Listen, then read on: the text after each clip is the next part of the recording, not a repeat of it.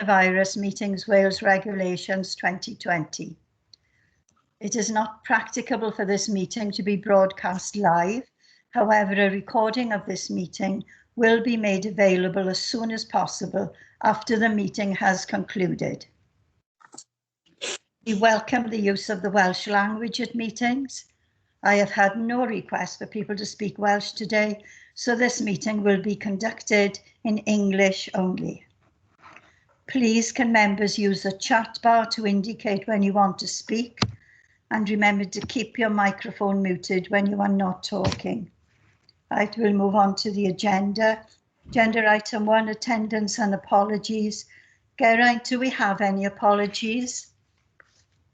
Thank you, Chair. I'm just double checking the participants just to check whether or not Councillor Constance managed to get in, because Councillor Constance was having IT issues. He's not in now, so he's asked me to table his apologies if he didn't manage to get in. So yeah, just Councillor Constance, Chair. Thank you, Geraint. Agenda item 2, declarations of interest. Geraint, could you please ask members in alphabetical order to state whether they have any interest to declare? No problem, Chair. If I could start with Councillor Ashley. I'll just check. Obviously, Cwmbran Community Council on planning application 4 and 5. They're in my area. Okay, so that's a personal interest, is it, Councillor Ashley? Yes, it is. Okay, thank you. Councillor Bevan?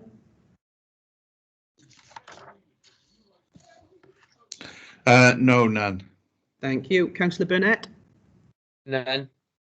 Thank you. Councillor Constance, apologies. Councillor Crick? None, thank you. Thank you. Councillor Evans? None that I'm aware of, no. Okay, thanks. Councillor Hawler? Nothing at all. Thank you. Thank you. Councillor James? None. Thank you. Councillor Jenkins? Nothing. Thank you. Councillor Fay Jones? You're muted, Faye. Oh, I got it off now. Sorry. I've got Community Council for 4 and 5, and for agenda item 4, I'm the ward councillor, and I've been dealing with issues of antisocial behaviour relating to this. So I'm not sure how that leaves me. I think that might mean I've got a prejudicial interest. Can we have some advice then from Martin Jones, please? Our legal advisor today. Yeah, Councillor Jones, I think you were in contact with Delyth Harris, is that right? That's correct, yes. The monitoring officer, and I think after some discussion, I'm unsure that you decided you were going to declare a personal and prejudicial in item 4 and just a personal in item 5. Is that correct? Yes, that's correct. So you were going to leave the meeting for item 4 and then return for item 5. Is that right?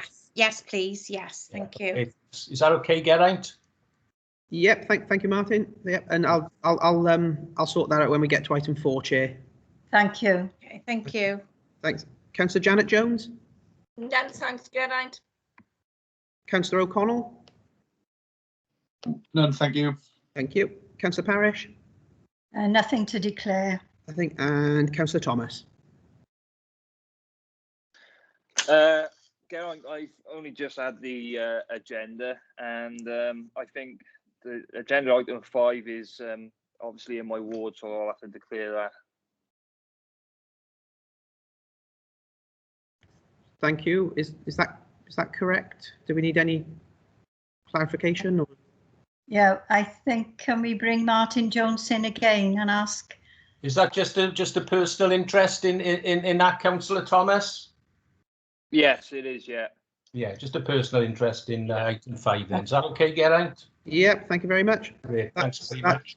Cheers. That's everybody, Chair. Thank you, Geraint. Right, we'll go on to agenda item 3, which is minutes of the Planning Committee meeting from the 19th of January 2021. Geraint, can I ask you please again in alphabetical order to state whether members agree that the minutes are a true and accurate record of the meeting? No problem, Chair. If I can start with Councillor Ashley, please. Agree. Councillor Bevan. I just want to point out something on page 11 where it's referring to the motion by Councillor Connell for a deferral. I too did have some reservations when we were discussing the proposed materials for the new 3-storey development, but I did move the original motion supporting the officer's recommendation, but it wasn't seconded. And then Councillor O'Connell proposed a motion to defer it for the materials to be redesigned, and then I subsequently did support the deferral motion, and that is not in the minutes. Well, we don't always mention the name of the seconder. Can I ask Martin Jones if we're okay as the minutes are, or do you think? Yes, I think they are. I think apart from that, Councillor Bevan, the fact that your seconding hasn't been mentioned, you're not suggesting there's anything inaccurate as regards that part of the minutes, are you?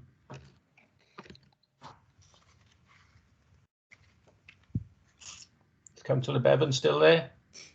Who? Who are Yeah, I lost you. I lost you for a minute there. Okay. No, it was the fact it wasn't with regards to the second of the deferral motion. You're misunderstanding what I'm saying. The original motion was proposed but not seconded, and that wasn't minuted. Well, I don't know whether that really needs to be minuted. Martin? No, if you're content with that, Chair? Yes, yeah.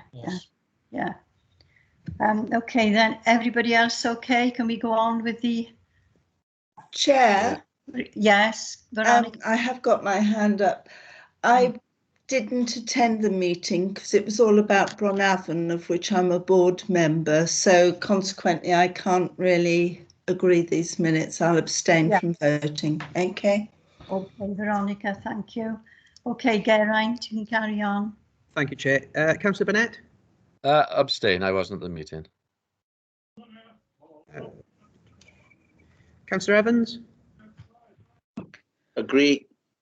Councillor Haller? Agree. Councillor James? Agree. Councillor Jenkins? Agree. Councillor Faye Jones? Agree. Councillor Janet Jones? Agree. Councillor O'Connell? Agree. Councillor Parish? Agree. Councillor Thomas? Yeah, agree. The minutes are agreed, Chair. Thank you, Geraint.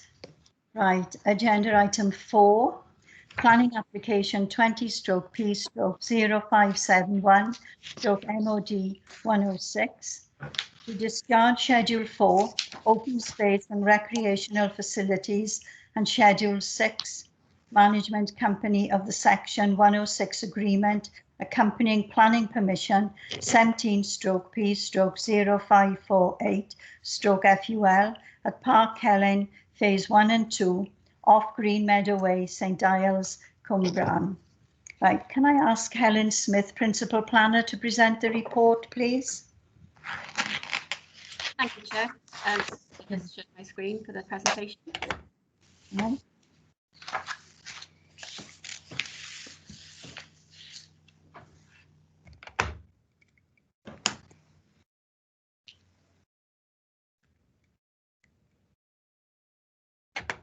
Okay. Right, this application relates to the former Police Training College site in Cwmbran. It relates to Phase 1 and Phase 2 of the development. Both planning applications were subject to a Section 106 agreement, which required information and specification in relation to certain parts of the development to be submitted for approval. As part of the original planning application, phase 1 is this location here and Phase 2 is this location here. Part of the development also included ecological rich grasslands, which is located here, and these require special maintenance for the grasslands to be maintained and enhanced. There's also a requirement for a recreation area to be provided here, and the approved plan included the layouts of this area, but what we needed as part of the Section 106 agreement was the detailed specification, such as the details of the play equipment facilities, landscaping, and so on. In addition to this, we also required the landscaping and the open space and the ecological area and the recreation area to be managed by a management company. The developer has to set up this management company, and the details of that management company and the management plan for the areas needs to be submitted for approval. It is these issues that have been submitted for our approval today. Here we have the phase 2 of part of the site, and here we have the recreation area, which is located on the former playing field pitch for the former police training college.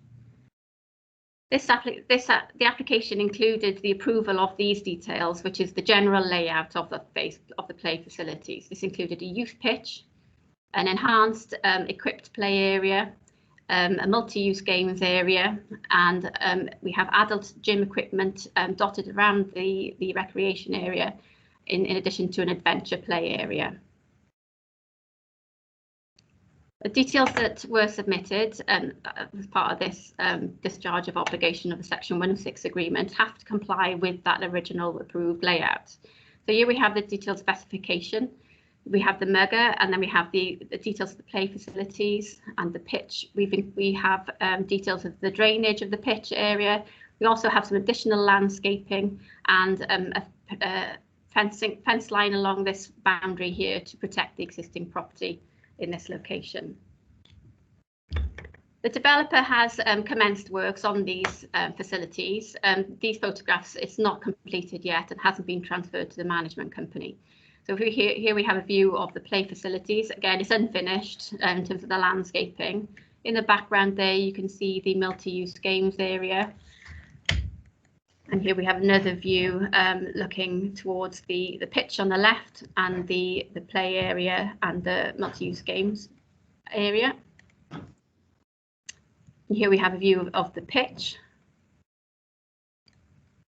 And here we have the view of the pitch, and this is the location of the proposed fence and additional landscaping. And here we have the pitch and another view here.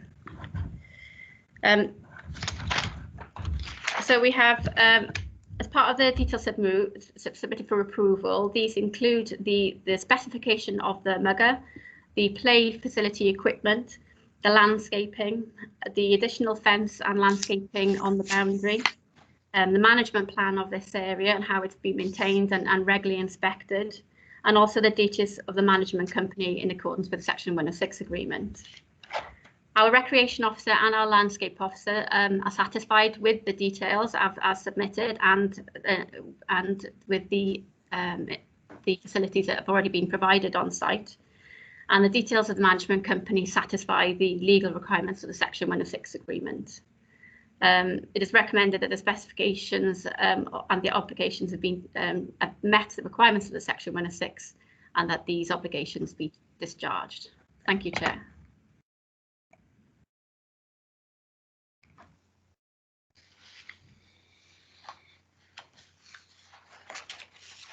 You're on mute, Chair. Sorry about that. Thank you, Helen. Geraint, I haven't seen any hands going up for questions. Have you? No, there's no hands up and there's nothing in the chat either, Chair. All right. Oh, there's a hand up now. Councillor Ashley. I can see that, yes.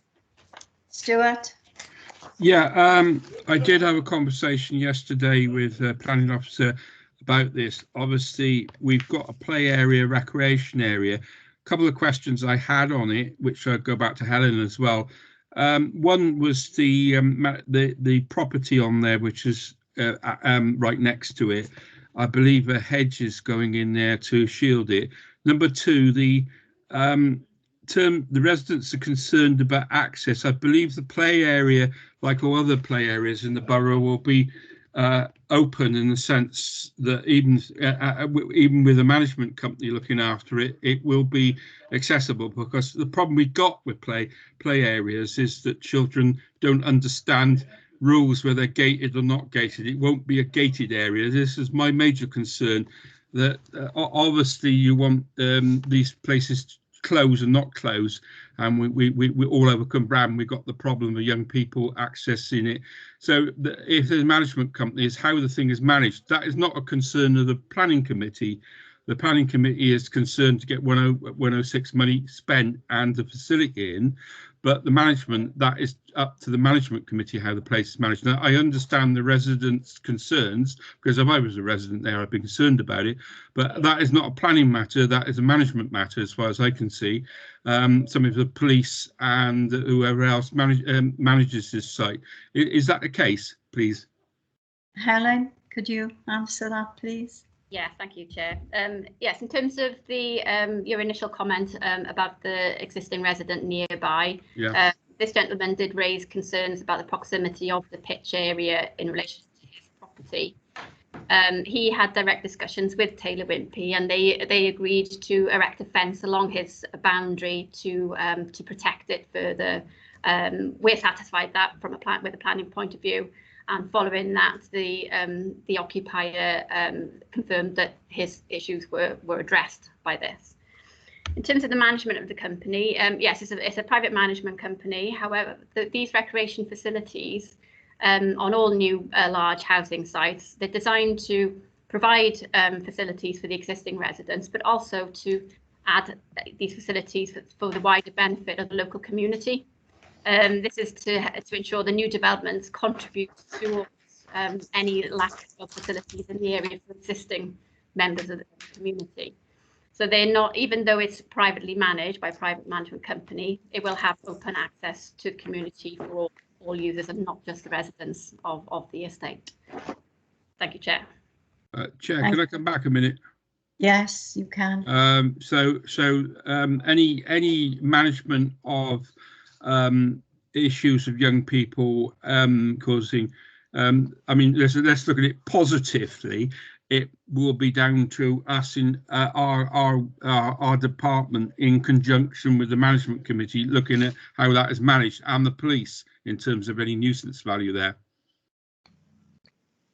You don't really want to comment on that, but that would be your understanding of how management of that site would be done. Yeah, as part of the information submitted, they've given us full details of who the management company are and how they are organised and run. As part of that, there's all contact details as well, and they will be in regular liaisons with the residents. They also, there's a requirement for them to inspect the site once a week to make sure there's no damage to any of the facilities, and if there are, they have to correct those. There's also a process of, if there are any issues, then the residents can go straight to the management company in the first instance, and it's hoped that the management company will liaise with the residents and police if needed, if there are any antisocial behaviour issues. Do they have consultation with the local council members, community councillors, that sort of people as well? Have you had an indication of that? Not as part of the management company, but it's something that I can pass on to management company so that they can incorporate into their so they have the contact details, so they can include the local board members and the community council as well, because I think that's a concern they have. Thank you. Right, you're okay now, Steve. Stuart. Steve is next. Yeah, I think you probably covered some of that with Stuart's reply.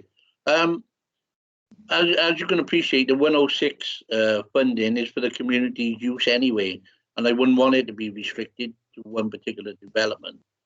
But Stuart brought up a point about with the play equipment there, and it does get damaged, if it's going to be gated and there's going to be a risk, will they be shutting it off? Because unfortunately, we live in times where the play stuff, even my own wall, is getting systematically damaged and vandalised. So my only concern, if it's gated, it's going to be shut off quite often. Helen, do you want to answer that? Yes, It's not a gated facility, so it is open to all members of the community and residents. There is around the play facility itself. There's a very low fence, but that's to prevent dogs going into the children's play area. And also there's a fence around the multi-use games area, but that is for, to prevent balls from coming out. But they're not going to be locked facilities. It is open to the public. The management company have a duty to inspect it for any damage, and they'll be responsible for repairing any damage. So it is open to the community and not a gated facility. Right. Thank you, Helen. I got Hugh Bevan next on the list. Yeah, thank you, Chair. I just wanted to ask Helen a few sort of general questions about the paragraph on page 27, where it says it's common practice for new housing developments. They can choose to have a management company set up. Now, we've touched on this a little bit already. How does that work in practice? And can you talk a little bit more about it, Helen, please? In terms of, was it the 106 money that's come from the developer that will establish the play area and the park and the football pitch? How long would they be responsible for maintaining it? I would have thought that normally the council would have maintained it, but if it is going to be this management company, it says that some of the people that have bought houses there are going to be subject to a roof tax. What exactly is a roof tax? I've not come across that before. And how long would they have to pay that for? How long would the management company be required to maintain that particular area? Do they do it for a set period and then is it handed over to the council? So I just got questions around the sort of operational and practicalities of that, because that does seem to be the thing that some of the residents have picked up about and objected to. Thanks, Helen. Helen, can you answer, please? Yes, thank you, Chair. Yes, with new housing developments, particularly larger ones, the national and local policies require them to provide recreation facilities, not just to serve the new development, but also to offset any impacts or improve any deficiencies in the local community. Years ago, what used to happen was that these areas would be transferred to the council to maintain. However, what's happened, it's been going on for quite a few years now. Developers choose to maintain and manage it themselves. This is usually sorted out at the planning application stage, and then the requirement is put into the Section 106 agreement. In this case, the developer opted to create a management company to manage these sites. And it's not on this site, it's not just the play areas, it's all the open spaces, it's all the hedgerows, the trees, and it's also, more importantly, is the ecological sensitive grasslands. As part of the planning permission, we ensured that those grasslands are maintained and managed to improve the ecological benefit of this site. So the management company covers a large area, not just the play facilities. So because of these complicated, because it's such a big site, a management company was the best approach, and this is what the developers opted for. As part of that, in the 106, as it's the management company that's going to be responsible, we need to make sure that, one, that management company is suitable to carry out the roles that are required of them, and also to ensure that it's properly funded so that they realistically can actually carry out the works that they need to do. And then we also need to know sort of the setup to make sure that the site is managed how we want it to be in perpetuity. So what the developers do is they set up they have to pay for all the facilities initially and set it all up. But then once the developer leaves the site and all the properties are sold, the properties that are sold are subject to covenants where they pay a management fee for the management company. So that's what effectively is this roof tax. Every resident pays a contribution towards the maintenance of facilities. Excuse me. And in this instance, what we have to do is make sure that the funding is sufficient. And they have informed me that although we don't agree the cost of it, we agree the method of funding. So they have informed me that to manage the whole site effectively and carry out the ecological management plans, the inspections of the play areas and any repairs, then each property on the site will have to pay a yearly fee of between £193 and £215 a year. Now that's been built into the title of the properties. Whenever those individual properties are sold, those requirements are passed on to the new owners. So it's part of the covenants for each individual property. I hope that's answered the queries. Okay. Yeah, thanks, Helen. I just wondered, in practice, I think we had, I'm not sure if it was the same thing, or this is why I wanted to ask a supplementary on.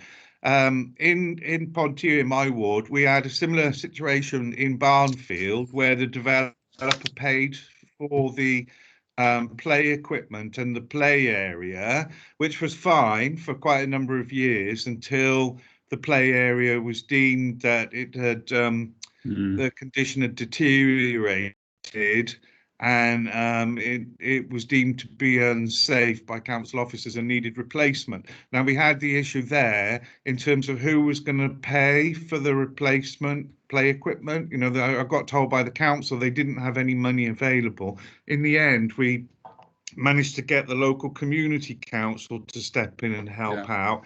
How would it work in practice if you've got this kind of management company?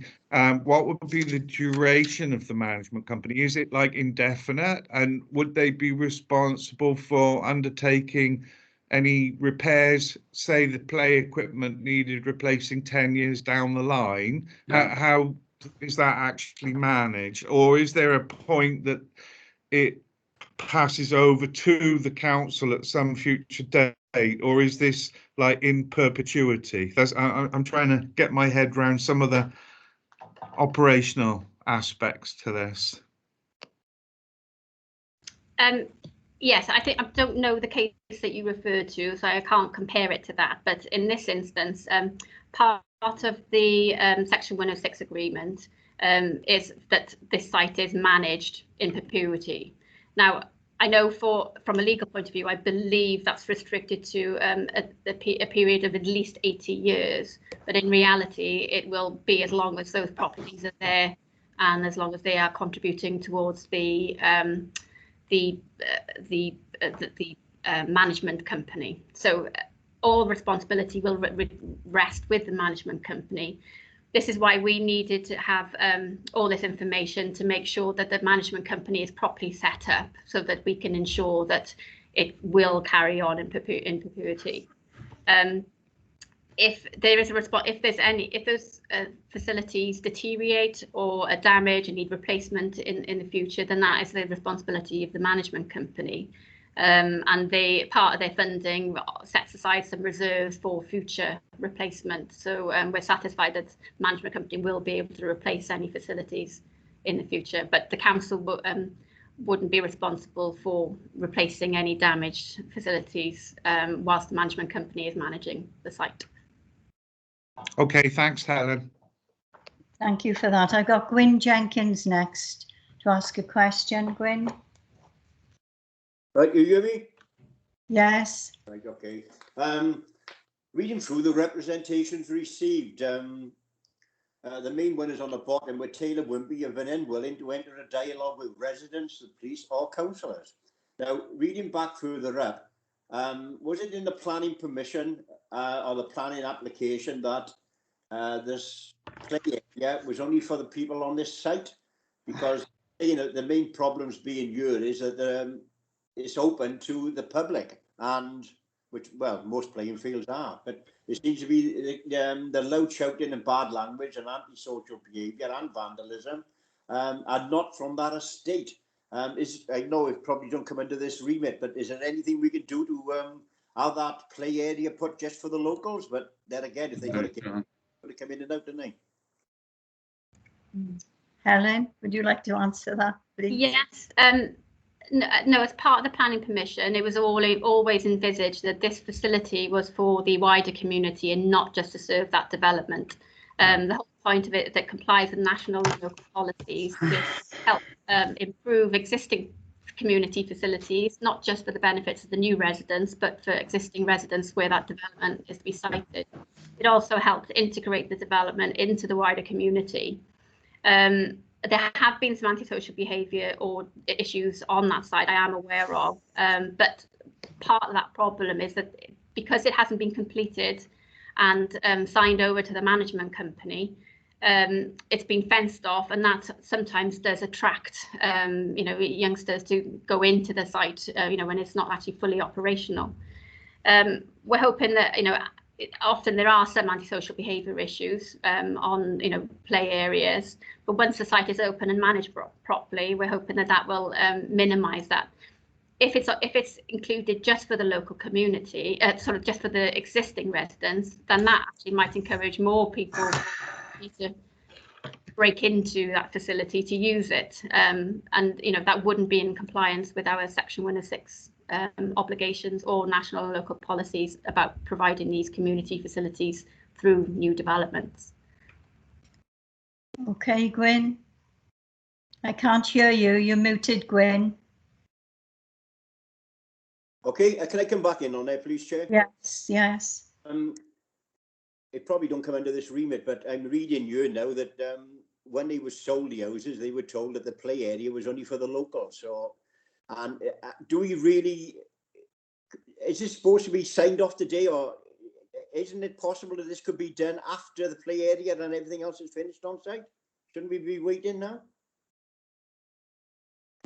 Helen, can you answer that, please? Yeah. Obviously, they want to get the developers want to get on and finish it and transfer it to the management company, but they can't do that until they have these details approved, because obviously the management company needs our approval in terms of the setup. So to finish it, they need these approvals in place. So I appreciate what you're saying, but the developers can't actually finish it until they have all these approvals in place. Okay, Gwyn. Right. I've got Janet Jones next on the list, but your hand isn't up. Janet, you still want to ask a question? Yes, please, if I may, Chair. Yes. Helen, can you answer me or respond? Litter and dog fouling bins on this site, are they going to be placed, if any, by the developers, and really who will maintain clearing them? Will it be the management company, or will that revert back to Torfaen Council? Helen, please. Yep. If they're on any of the land that the management company are taking over, which includes the recreation area, where there are bins to be located around there, then there'll be the management company responsibilities. Wherever they're on adopted highways, it would be down for the council, but the recreation facility land will be transferred to the management company, and it'll be their responsibility for the bin collection, I believe. So therefore, Torfaen aren't adopting any of this area at the present moment then? That's correct. Thanks, Helen. Right. Thank you, Janet and Helen. Stuart, you want to come in again?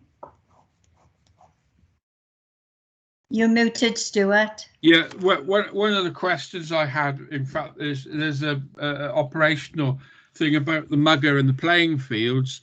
Who would be responsible for actually managing those? Because they're no good unless somebody actually manages them. which we know, would they come on? Presumably, the management company would have to manage those facilities. Would they be doing that in conjunction with our recreational department? Would they have to do that themselves? Because there's a whole question then about whether they might want to gate those facilities or not, come to an agreement. We know that one as councillors because we're having that problem ourselves. The other question, which I think Hugh rather usefully raised with regard to Pontier, is if the management company for one reason or another does not have enough capitalisation to do replacement, bearing in mind my other role, is it comes back to local institutions like community councils and the borough council, who ends up, if that management company has not got enough capitalisation, comes back as a provider of last resort. Because maybe we've not thought about that. I asked that same question, strangely enough, at South Sebastopol, because the provider of last resort presumably is either the borough council or the community council. Helen, please. Yes, yeah, the mugger and the play areas, they've been managed by the management company, but that doesn't prevent our recreation officers having discussions with the management company. You know, if they did have you know, certain users that wanted to use the youth pitch, so it certainly doesn't preclude that conversation. But ultimately, it's down to the management company who are funded by the residents to manage the site. But it has to be open for the community as part of the Section 106 requirements. They can't just close it off and use it as a private facility. In terms of the funding scheme for the management company has allocated certain funds for certain things. Most of it is for the maintenance of the landscaping areas and the ecological grasslands, but they've also set in some reserves to be built up for future replacement of equipment on these facilities. So we're satisfied that their funding regime satisfactorily addresses these issues. There is a clause in there because the company is set up. The company is set up and transferred the land, but it's set up as a limited company. There is in the management company details, there is a clause if worst case scenario the management company fails and no other management company takes over it, the council has step-in rights, but they have full access to the funds from the management company. So that is the ultimate last resort, and it's not anticipated that will happen because there are other ways that they can address this. If the management company goes bust, there's a mechanism for an alternative management company to be appointed. But worst case scenario, last case resort, then council does have step-in rights in the event of that happening. Thank you very much, Helen. I kind of remember that with South Sebastopol. On that basis, I could support this application. Right, if there are no more questions or comments from members. Can I propose, Chair? Yes. That's the bit I wanted to hear. Thank you. I'll second it then. Yeah. Right, so it's been proposed and seconded. Geraint, could you ask members in alphabetical order to state whether they are for, against or abstaining, please? Thank you, Chair. Before I do that, I'll just ask Councillor Constance, as he's in the meeting now, whether or not he can let us know whether he's got any interest to declare at all in the agenda. No interest, Geraint. Well, thank you very much. Okay, thanks. Right, so back to the vote. Councillor Ashley? For. Councillor Bevan? For. Councillor Burnett?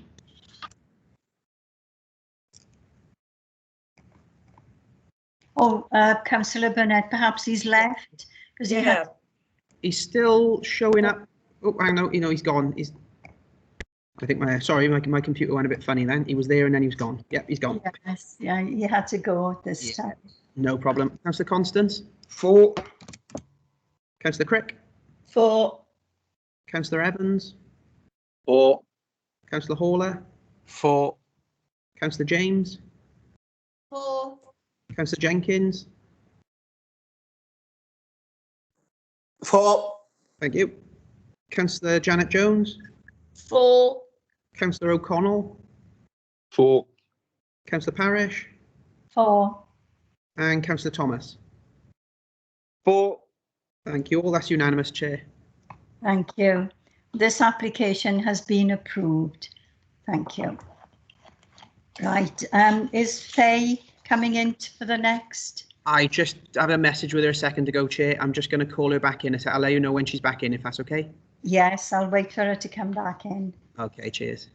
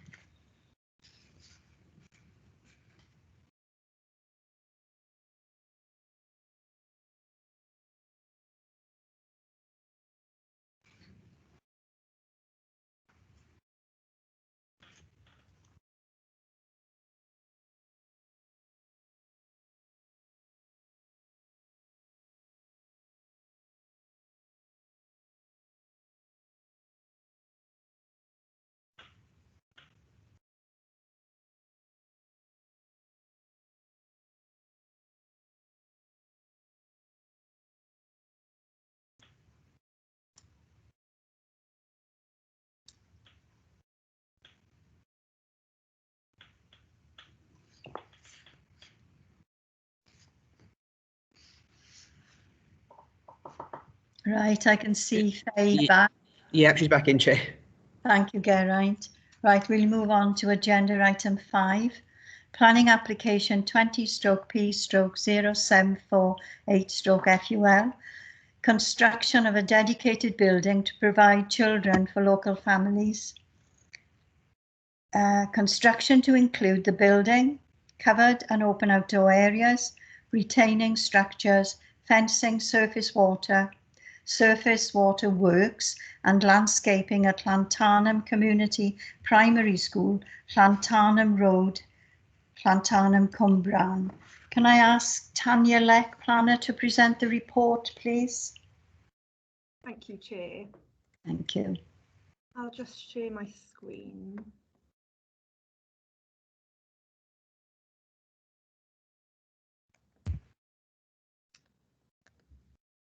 Thank you. So this is an application for a new childcare facility at Lanthanum Community Primary School. The existing school site consists of the main school building, a garden and 2 car parks. One is for staff members to the east of the school and one is for visitors and drop-off pickup. There are outdoor play areas within the school site, including playing fields and a mugger. The facility is proposed to the south of the visitor car park, adjacent to the school garden here. The application is for a modular building with an associated outdoor play area. Part of the play area is proposed with a canopy. There is also a timber shed for external storage and a bin store to serve the facility. The materials in the main building are proposed to match the existing school. The development would include the relocation of a beech hedge, which is currently along the boundary of the car park, and it would be moved to the rear of the play area. Also, the development would involve the loss of 8 ornamental trees. However, mitigation planting is proposed, which includes 4 hornbeam trees and 4 field maples. To the rear of the building, SUDS features would be installed, which would include 2 rain gardens and a rainwater planter. The These would deal with service water and provide new wildlife habitats. The facility would be operated by a local childcare provider who currently occupies a classroom in the main school. The opening hours are proposed to be 9 AM till 3 PM Monday to Friday, and it would have capacity for 18 children. I'll show some photos now. So this shows the existing school building, and the garden area is approximately here, and that's a cycle storage. The building is proposed along here, so you'd have the outdoor play area next to the school garden, and then the building is further here along the car park. This again shows the site and the beach hedge, which would be relocated. This is the area of land which is currently amenity grassland with the ornamental trees mentioned, and this is the view entering the school site. So you can see the existing school here, and the new childcare facility would be in this area. Thank you, Chair.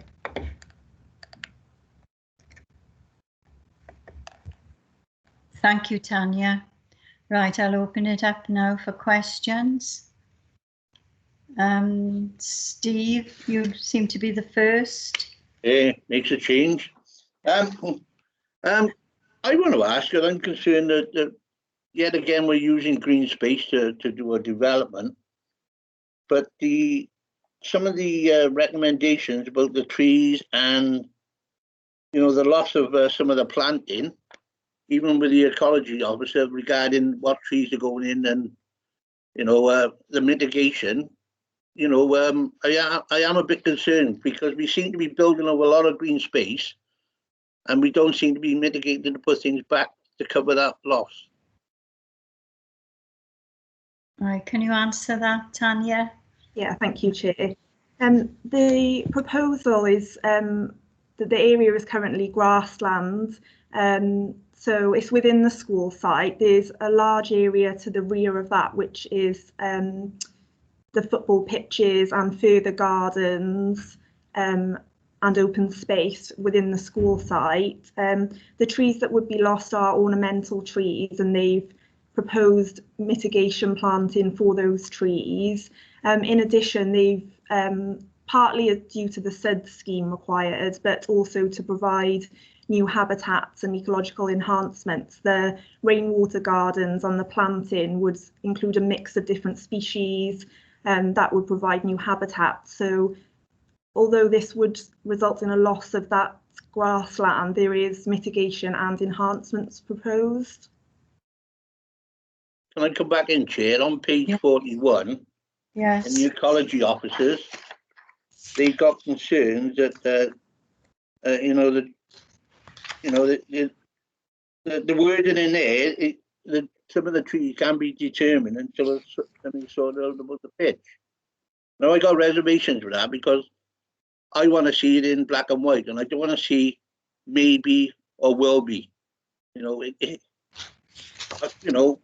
Why is that in there? And they got concerns about the type of trees going in.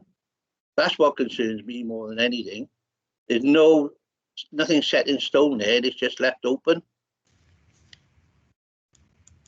Right. Can you answer that, Tanya? Yeah, thank you, Chair. The ecology officer has raised a concern or query regarding that the positioning of the trees haven't been included with this application.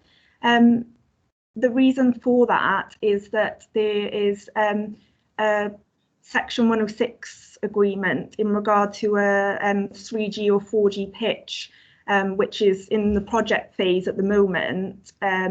So they're looking at that wider scheme. So for this application, they don't want the position of the new trees to interfere with that potentially coming forward, or for the trees to need to be removed and replanted again. So in this case, although it's obviously ideal to have that information up front, a condition has been attached or has been included that prior to the occupation of the childcare facility, landscaping would need to be submitted and approved to the local planning authority. So that would then include the exact details of the positioning, who landscaping and ecology would have the opportunity to comment on that at that stage. There's also a condition to ensure that planting and landscaping is undertaken within a timely manner. Thanks for that, but I'm just concerned that you put that in, and if there's going to be a future development, that could be erased from the next development. You okay with that, Steve?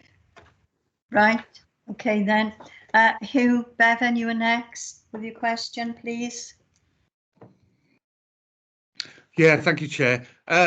Councillor Stephen Evans has picked up on exactly the two questions, the two issues that I was going to refer to. There seems to be a lot of deferral from the ecology officer to the landscape officer, and then there seems to be some confusion amongst what's in the report. The report is trying to say that these trees are ornamental, but the fact is they're actually fruit trees. And even the landscape officer puts in the report that this was probably designed deliberately to encourage the children in terms of growing fruit.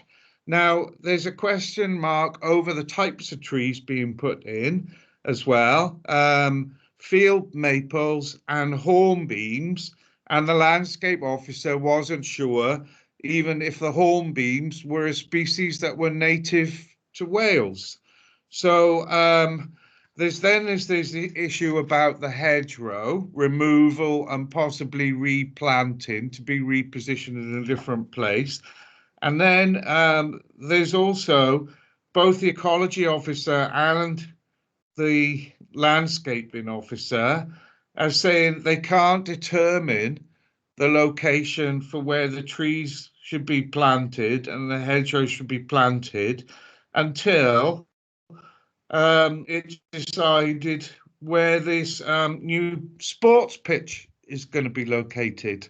So I'm frustrated in a sense because I want to support the application, but I do feel that there's a lot of things that haven't been sorted out between the ecology officer and the landscaping officer. And there's questions still remaining over replanting and trees and where they're going to be sited and where this pitch is going to be located. And I feel that those sorts of issues have to be ironed out before we could give it approval, which is a shame because I really wanted to support this application for the additional childcare facility. Right, Hugh, I'm going to ask Richard Lewis to come in now, please. Thank you, Chair. Yeah, just wanted to emphasise what Tanya said, that the ecologist is perfectly satisfied with the mitigation that is being proposed. So when you take out a hedgerow, when you take out other trees, it's always a balance, isn't it, in terms of allowing a new building. But the critical thing is that they are mitigated for. The ecologist is satisfied with the mitigation. He would have preferred to know where they are going, but because of other matters, this is something that we've conditioned. He's happy with that. And from a planning point of view, it's not unusual to have a condition requesting where that landscaping is actually going to go. We do that very often. So I think the main thing is that the mitigation is required and it is being proposed, and there's a condition they're requiring it. All that we need to look at is the positioning of those trees, which, as I say, is not unusual from a planning point of view. I hope that helps. Well, to a degree, yeah, but it doesn't satisfy whether the issue with the species has been addressed, and removal of fruit trees to plant potentially non-native species, that hasn't been answered, and also doesn't address the issue about whether there's going to be a realignment of the road and the siting of this new rugby pitch with the car park and the changing rooms, and that I feel has to be addressed before we can determine the siting of replanting of hedgerows and trees. Obviously, you can't replant trees and hedgerows and then find a few months down the line you want to take them all up because you want to put a rugby pitch there and a changing room. Do you want to come back in, Richard? Only to repeat really is that I think the hedgerow position is there at the moment. It's going alongside the at the back of the buildings. It's just those trees, the mitigation for those trees, and they have been accepted by the landscape architect and the ecologist. So we're happy with the mitigation, and we are happy that they can be accommodated. But it makes sense to make sure that they're put in a position that doesn't put pressure on them in the future to be removed again. Thank you, Richard. Right, Hugh, you okay with that? I'll call in Veronica next. Thank you, Chair. Just looking at this, and I read it through again just now. Given the growth in housing around Lanthanum, I was just wondering whether the facility for 18 children is actually large enough, because a lot of these facilities are often for 24. I note that the school has got a nursery unit anyway, so this is additional and on top of that. And I recall when the school was opened, I visited it at the time, and this facility was clearly inside at that stage because there hadn't been the growth in the school population that's taken place since. So I'm just wondering why they've decided to keep it to 18 rather than up it to 24, taking into account a longer time period. Yeah, I know what you're getting at, Veronica, and I can understand, but it's not a planning issue. This is what they have asked for. I mean, I've asked the officers to confirm it. Tanya or Richard, which of you want to come in? Yeah, thank you, Chair. Yeah, as you say, there's the nursery, which is already provided as part of the school. That's 52 places, full-time equivalent. The group that offer the proposed childcare facility, they're operating within the school at the moment, and they just want to take that capacity forward into the new facility. So yeah, they would have looked at, I imagine, how much space they require and the how much they're going to want going forward to construct the new building. So yeah, I think we're satisfied with what's been submitted in terms of that. That's okay. Yeah, thank you, Tanya. Faye Jones, I've got you on the list next. It's just to make an observation, really. It's not that long ago. It was a brownfield site, wasn't it? That it was a comprehensive school, and I think what they've done is very well considered. And I know that they do need wraparound care here, so I think they've put in quite a considered, measured application. I know there's a problem with parking. I hope they stagger the intake a little bit during the day, but this is definitely needed. Thank you. Thank you, Faye. Dave next, Dave Thomas. Thanks, Chair. If it's okay, I'd like to come in last, if that's all right. If you want to be last, as your prerogative. Stuart Ashley. You're still muted, Stuart. I'm off now. Yeah, Hornbeams and Copper Beeches and the rest of it. I looked that over. I mean, hornbeams. We quite often call hornbeams Copper Beeches. They're very similar. If they're grown as a hedge, they look like each other. They can be moved quite easily. They're not exactly. They're all over the place. And as such, they're used as edging plants. They are American, in fact, brought into the country, and they can be used in a variety of things. I had concerns when I was reading this, to be honest, Steve, but they are used very much as plants that you move around, and they can be dug up and moved. They're not sort of plants that the conservationists have trouble with. And if you look all over our parks, there are things that you can move around quite easily with diggers. I say that, I'm not saying it lightly, but the hedging plants like that, you put them in, you put whips in, they grow. So in terms of landscaping qualities, they're used almost like fences, and they don't take too long to go up. So in terms of a thing like this, my only concern, to be quite frank, was the proximity of this to a car park. Because if you've got small wee children next to a car park, I would have a concern about that. But I think if you put a hedge and plantings, you can mitigate a lot of that. I mean, I think it's I agree with Faye. I think it's a reasonable plan for what it is. And I can see why they want to put that outside the school. Those of us that are on other governing bodies like Maindy and that, we've got very similar types of things. We haven't got the hedges in there. I'd love to have the hedges in there, to be honest. So I support it, but and agree with you that you need to get a coherent hedge line, which I think is what you were after, and that would mitigate a lot of the sight line problems and linking the school into the school, which I think that's what you were after. It needs good planting. Right, thank you, Stuart.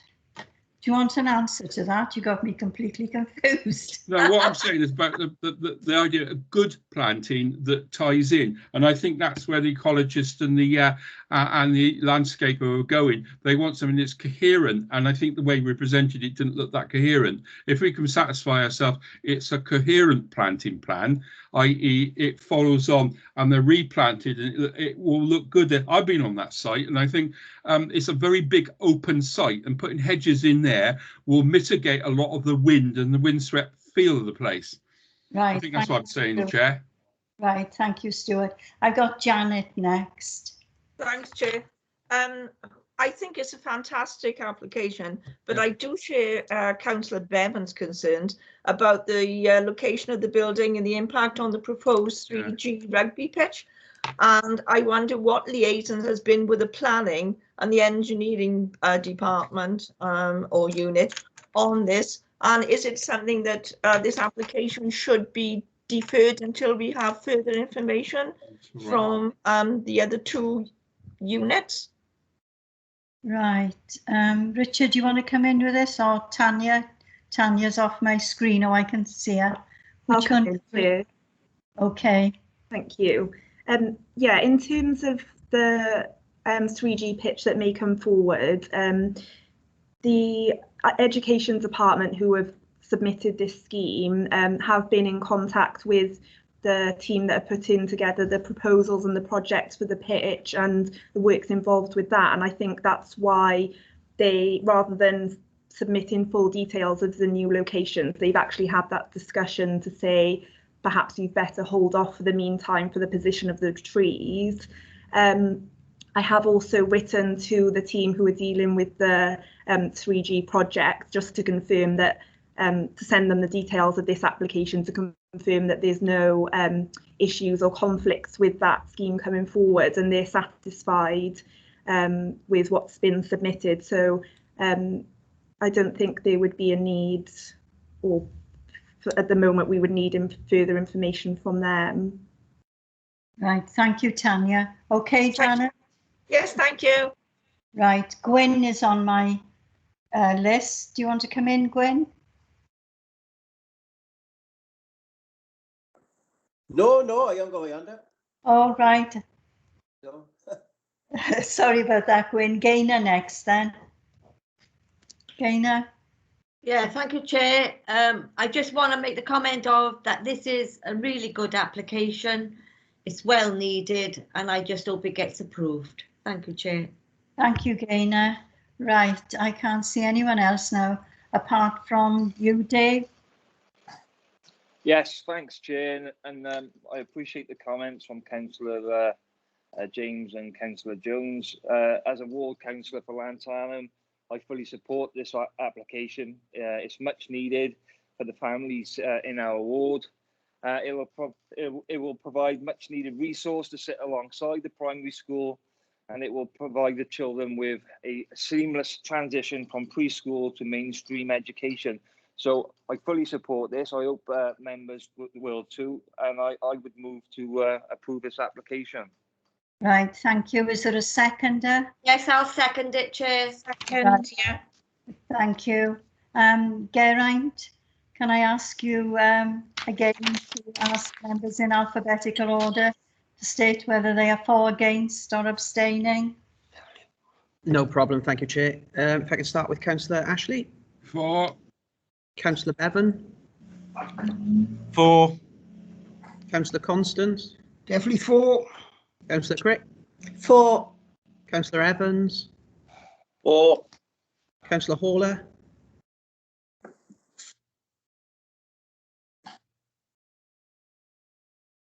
For. Thank you. Councillor James. For. Councillor Jenkins. For. Councillor Faye Jones. For. Councillor Janet Jones. For. Councillor O'Connell. For. Councillor Parish. For. And Councillor Thomas. For. That's unanimous, Chair. Thank you. Right, this is unanimous. That planning application has been approved. Right, I'd like to thank everyone for their attendance and their contributions, and I will now close the meeting. Thank you, Chair.